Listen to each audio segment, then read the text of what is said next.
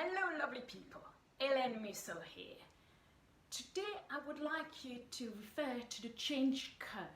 The change curve is a model which was created by Elizabeth Kubler-Ross in the 60s in a work about bereavement. Strangely enough, it's been used a lot in business settings, and it's a very useful tool to think about when we think about the emotions that we go through when we're confronted with change. And it's a topical type of model at the moment, especially. So how does it work? It's a curve, obviously, and we start, when we're confronted with change, we start with being in denial. We don't want to know. We want to hide and cover ourselves and hide in our beds and hide under the cover. We can't cope with it. So we're in sort of frozen mode. So this is at the beginning, the frozen mode.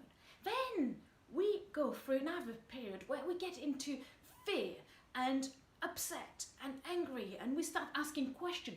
Why is it happening to me? And we want to resist that. It's a stage of resistance. We are not really happy with that. We basically push against it and really get annoyed, and we ask questions, and quite argumentative type questions. Then little by little, and depending on what type of individual we are, we can adapt faster or slower.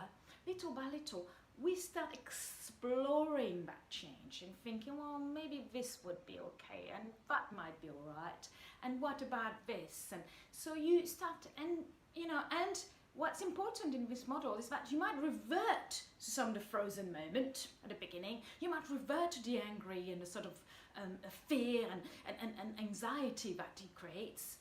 But you start to weigh the good and bad in all this change. And then the last stage is the full commitment. You have overcome your fears of that change. You are ready to tackle the new you, the new opportunities, and you see it much more in a bright light. It's positive now instead of being in a negative you had at the beginning of the curve. So these sort of 4 stages, they are difficult to appreciate, and they help us, the model help us to understand the emotion go through, and the fact that you might go up and down. It's very useful in business for managers to understand their employees and to help them to cope with change, because obviously there's a lot of fear and anxiety organized within change. So this is a change curve. Think about the emotions you go through when you're confronted with change. How is it going to help you? I hope this video was helpful.